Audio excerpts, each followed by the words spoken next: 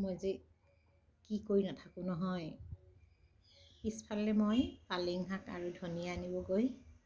এই ফুলকেইটা বিৰাট ভাল লাগিল। এইকেইটা হৈছে আমাৰ অৱহেলিত পৰি থকা টেঙেচি টেঙাৰ ফুল। এনেই ক'ব গ'লে চকুতেই নপৰিব আপোনাৰ, পৰি আছে বাৰীৰ পিছফালে।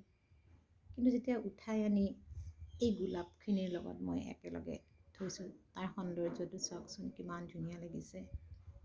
আকৌ এইটো চাওক, আমাৰ ধনিয়া ফুলৰ পাত। চবেই যে এটা এটা সৌন্দৰ্যৰ আকৰ লৈ এই ধৰা লৈ আহিছে, তাক খালি আমি বিচাৰি উলিয়াব লাগে। আচলতে সৌন্দৰ্যই মোৰ পিছে পিছে নুঘূৰে, মইহে সৌন্দৰ্যৰ পিছে পিছে ঘূৰোঁ।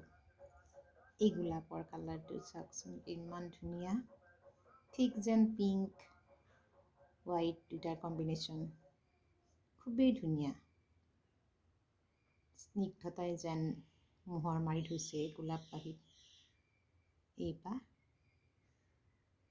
ৰক্তগোলাপ, প্ৰেমৰ প্ৰতীক। এই ফুলপাহে যেন বহুতো কথা ক'বলৈ বিচাৰে। কিমান ধুনীয়া ন?